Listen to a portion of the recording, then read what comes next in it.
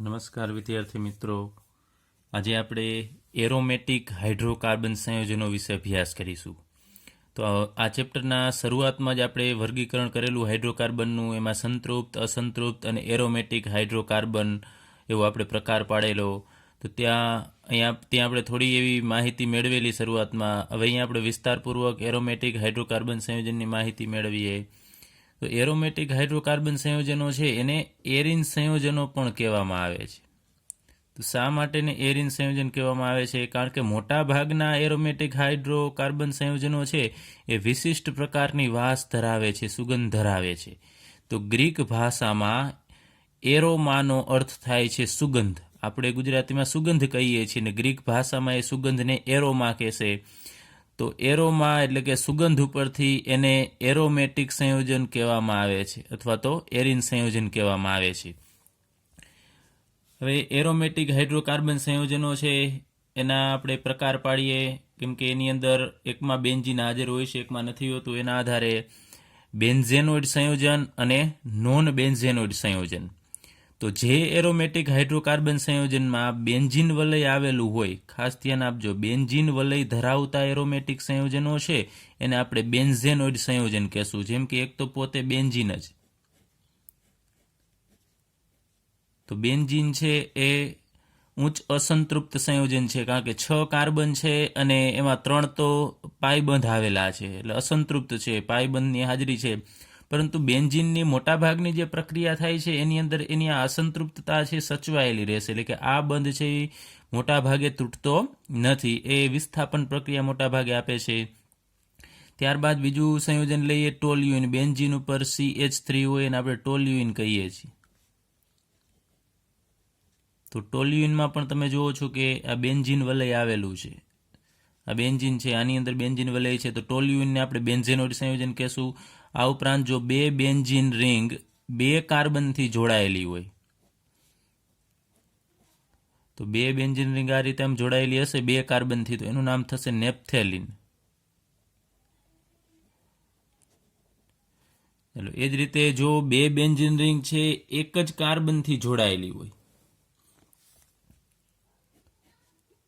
એક સિંગલ કાર્બનથી જોડાયેલી હોય, તો એનું નામ છે અલગ થશે. એમાં આવેલી છે 2 બેન્ઝીન રિંગ જ, તો એનું નામ થશે બાયફિનાઇલ અથવા તો ડાયફિનાઇલ કહેવામાં આવે છે. આ ઉપરાંત ઘણા બધા ઉદાહરણ છે બેન્ઝેનોઇડ સંયોજનોના, જેમ કે ટોલ્યુઇન છે, એ તો આપણે દર્શાવ્યું છે. ત્યારબાદ બેન્ઝીન ઉપર NH2 જેને આપણે એનિલિન કહીએ છીએ, એ બધા ઘણા બધા સંયોજનો કે જે બેન્ઝીન ધરાવે છે એને આપણે બેન્ઝેનોઇડ સંયોજન કહેશું. હવે અમુક સંયોજન એવા છે કે જે બેન્ઝીન વલય ધરાવતા નથી. તો બેન્ઝીન વલય ન ધરાવતા અને પાછા એરોમેટિક સંયોજન છે, આ પ્રકારના ગુણધર્મ આપે છે, તો એને આપણે નોન બેન્ઝેનોઇડ સંયોજન કહેશું. જેનું એક આપણે ઉદાહરણ લઈએ.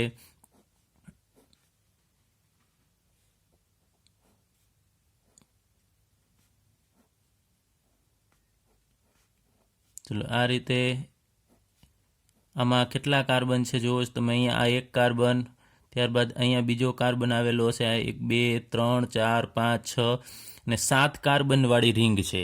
તો આ સંયોજન છે એને આપણે ટ્રોપોલોન કહીએ છીએ. તો ટ્રોપોલોન છે એમાં તમે જુઓ છો બેન્ઝીન નથી, કારણ કે બેન્ઝીનમાં તો 6 કાર્બન હશે ને 3 પાયબંધ છે, તો 3 પાયબંધ અહીંયા છે, પરંતુ અહીંયા 7 કાર્બન છે.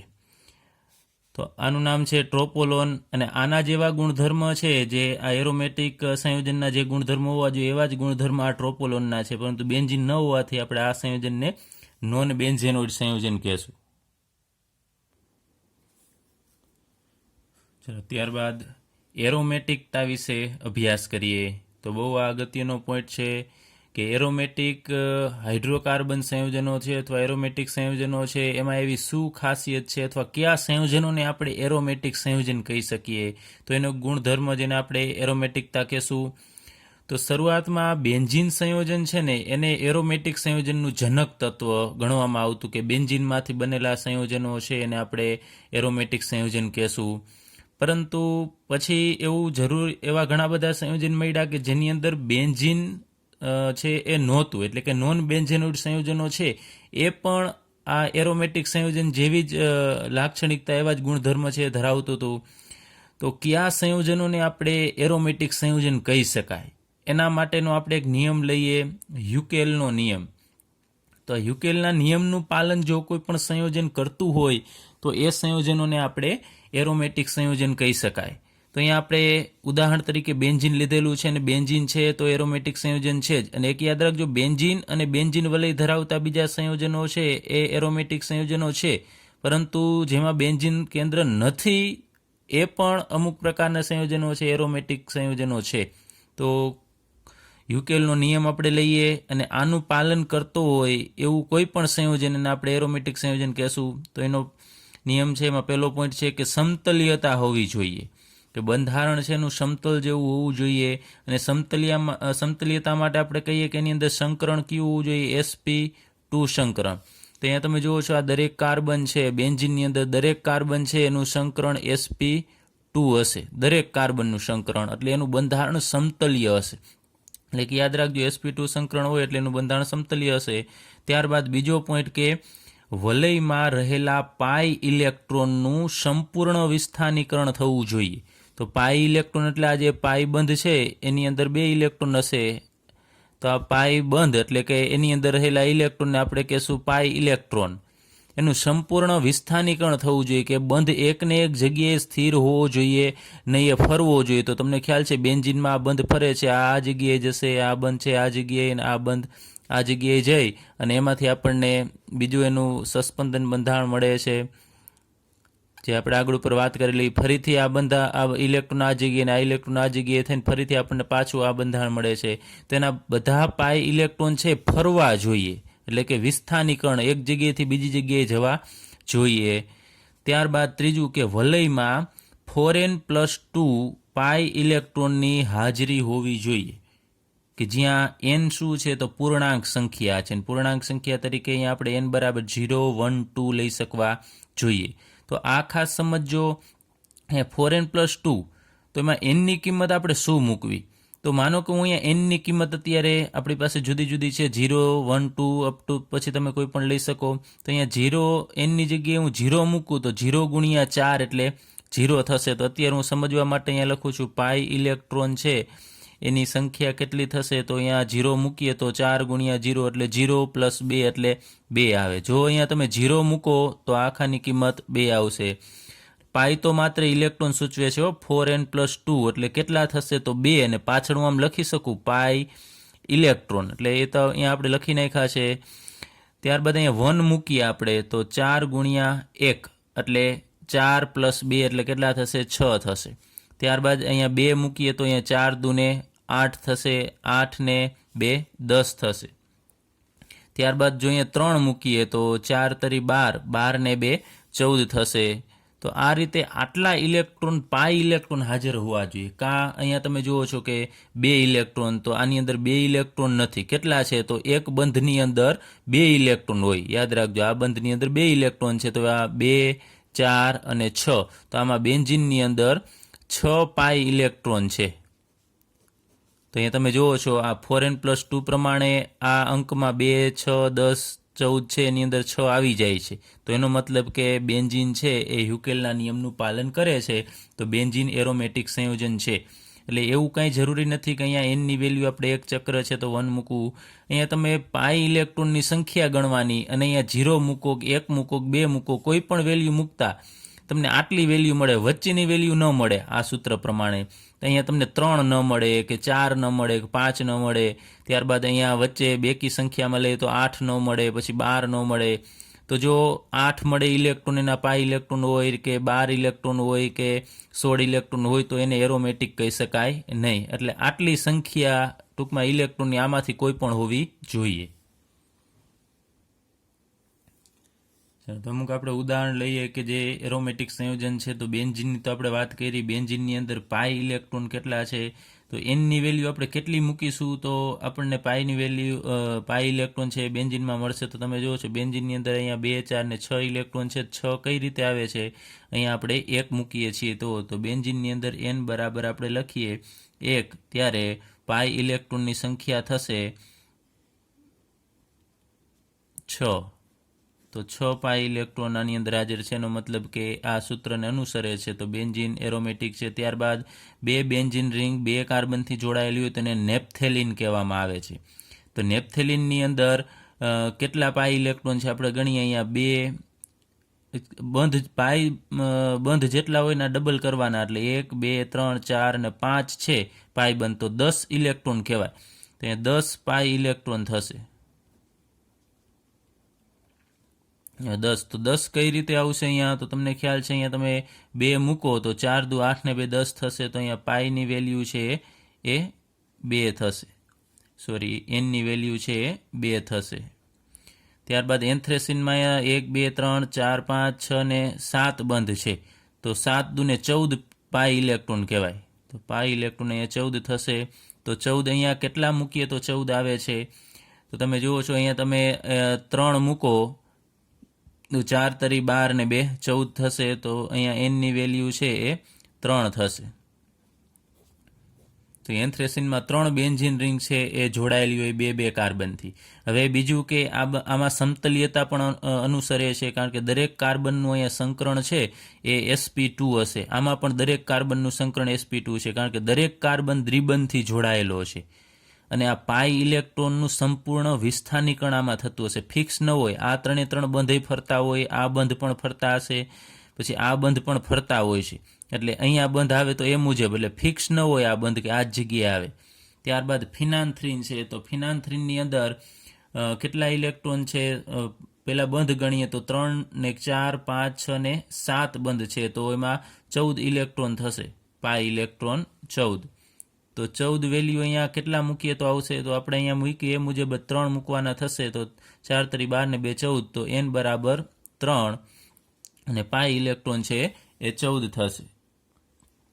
પછી તમે એવું પણ અવલોકન કરી શકો કે અહીંયા બેન્ઝીન કેન્દ્ર 1 છે એટલે n બરાબર 1, અહીંયા 2 કેન્દ્ર છે તો 2, અહીંયા 3 કેન્દ્ર છે તો 3 આવે છે. અહીંયા પણ 3 બેન્ઝીન રિંગ છે તો અહીંયા 3 આવે. પણ એ અમુક અહીંયા બધે લાગુ પડે છે, પણ દરેક સંજોગોમાં એવું કંઈ લાગુ નથી પડતું. એટલે આપણે એનની વેલ્યુ છે પૂર્ણાંક એને ધ્યાનમાં લેવી. કોઈ રિંગ છે એ અહીંયા મેળે આવી જાય છે, બાકી અમુકમાં ન પણ આવે. ત્યારબાદ અમુક જે સંયોજનોની અંદર બેન્ઝીન કેન્દ્ર ન હોય એવા સંયોજન, એટલે કે નોન બેન્ઝેનોઇડ સંયોજનો વિશે આપણે અભ્યાસ કરીએ કે એ એરોમેટિક છે કે નહીં.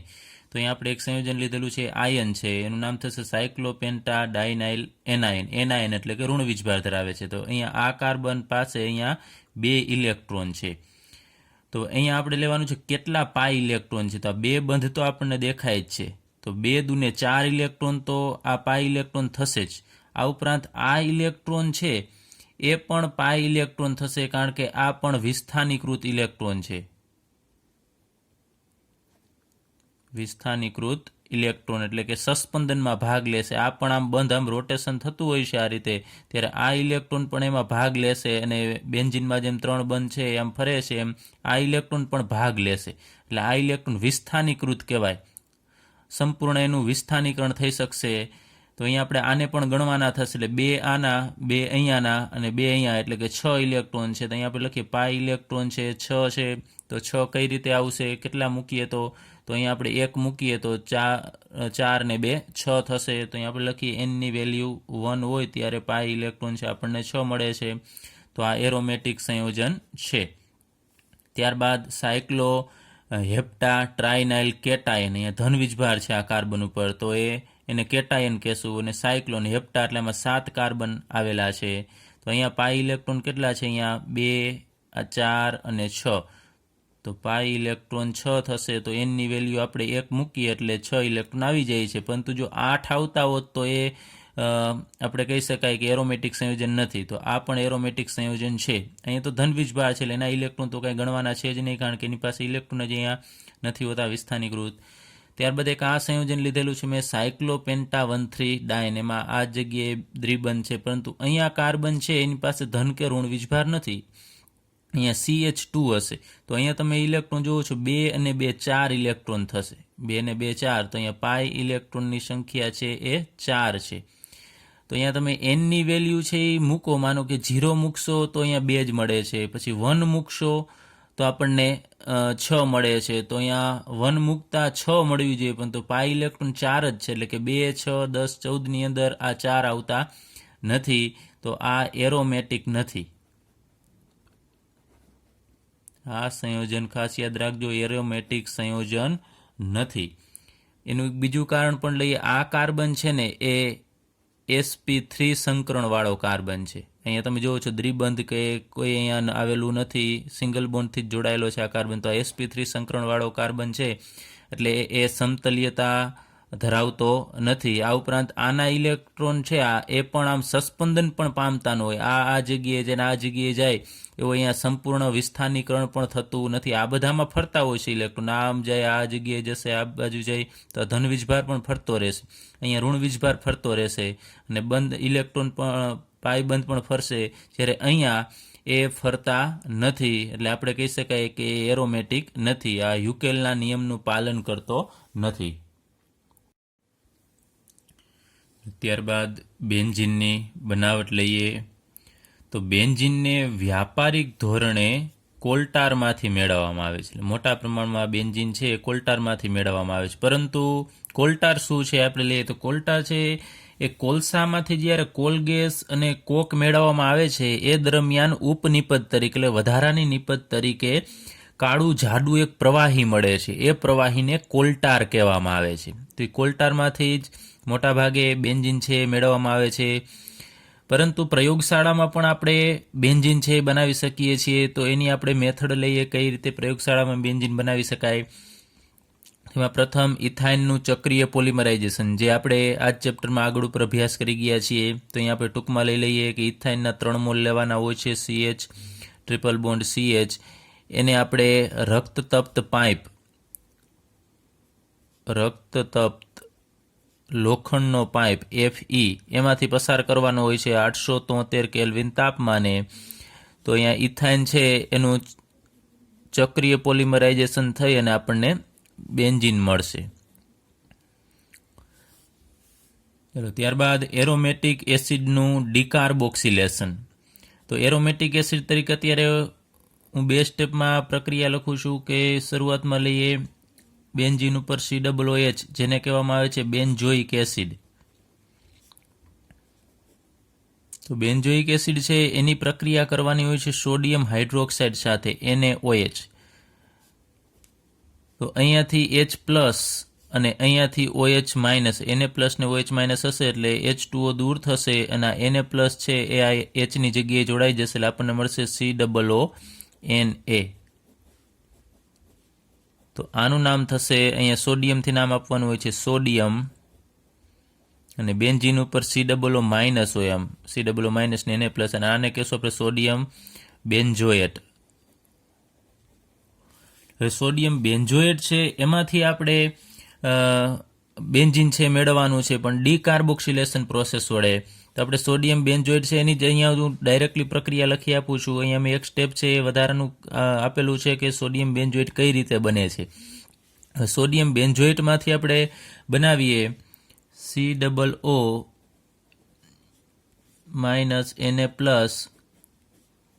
Na+, સોડિયમ બેન્ઝોએટ છે, હું નામ લખતો નથી. એની પ્રક્રિયા છે આપણે સોડા લાઇમ સાથે કરવાની છે. તો સોડા લાઇમ કેનું મિશ્રણ છે આપણે આગળ ઉપર આવી ગયું છે, NaOH અને CaOનું મિશ્રણ છે. એની હાજરીમાં ગરમ કરવાનું છે, એટલે NaOH અને CaOના મિશ્રણને આપણે સોડા લાઇમ કહીએ છીએ. તો આ સોડા લાઇમનો ઉપયોગ કરી અને આપણે જે બેન્ઝીન અત્યારે બનાવીશું એવી જ બનાવટ આપણે આગળ ઉપર આલ્કેનમાં આવી ગઈ છે. આલ્કેનની બનાવટમાં આપણે સોડિયમ ઇથેનોઇટમાંથી આપણે મિથેન બનાવેલો. તો અહીંયા પ્રોસેસ શું થાય છે અભ્યાસ કરીએ તો અહીંયાથી એક Na અને એક સોડિયમ NaOH Na, એમ 2 Na ભેગા મળી Na2 હું અત્યારે આમ લખું છું. ત્યારબાદ અહીંયા સોડિયમ બેન્ઝોએટ ઉપર જે COO છે એ દૂર થશે, એટલે કાર્બન ડાયોક્સાઇડ આમાંથી નીકળશે CO2, એટલે આપણે એને ડીકાર્બોક્સિલેશન કહીએ છીએ. તો અહીંયાથી CO2 અને NaOH એક ઓક્સિજન એ જોડાય અને CO3 બનાવશે, એટલે સોડિયમ કાર્બોનેટ, જે કપડાં ધોવાનો જે પાવડર છે એનું સૂત્ર છે Na2CO3. ત્યારબાદ તમે જુઓ છો NaOHમાંથી વધશે માત્ર H. એ H છે એ અહીંયા બેન્ઝીનની, તો બેન્ઝીન ઉપરથી અહીંયા બધું દૂર થઈ ગયું છે NnCOO. તો તો અહીંયા બેન્ઝીનની એક સંયોજકતા ઘટશે. અહીંયા 3 જ બંધ બનાવેલા હશે, તો આ હાઇડ્રોજન છે એ બેન્ઝીનના આ કાર્બન સાથે જોડાઈ જશે અને અહીંયા આપણને મળશે બેન્ઝીન.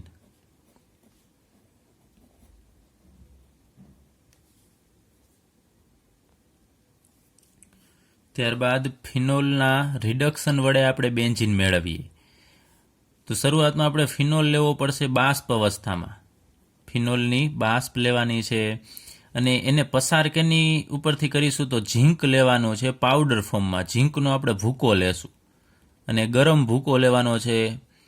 એના ઉપરથી જ્યારે આપણે ફિનોલની બાષ્પને પસાર કરીશું, ફરીથી ઝીંકનો પાવડર હશે એ ગરમ ઝીંક ઉપરથી આપણે જ્યારે ફિનોલની બાષ્પને પસાર કરીએ છીએ તો એ ફિનોલમાંથી આપણને બેન્ઝીન મળશે.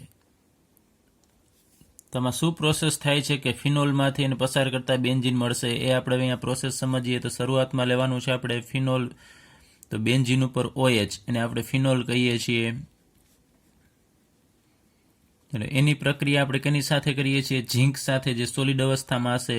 તો ZN અહીંયા સોલિડ અવસ્થા લખું છું અને આપણે એને ગરમ કરવાનું હોય છે. તો આ બંને વચ્ચે પ્રોસેસ થશે. તમે જુઓ છો ફિનોલની બાષ્પ અને ઝીંક બંને એકબીજા સાથે પ્રક્રિયા કરશે તો ઝીંક આમાંથી ઓક્સિજનને મેળવી લેશે.